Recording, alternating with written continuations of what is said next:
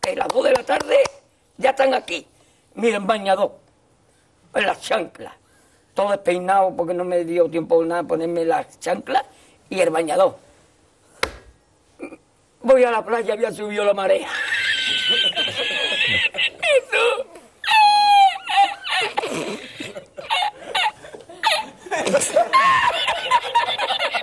Jesús. Había subido la marea y encontré una paella.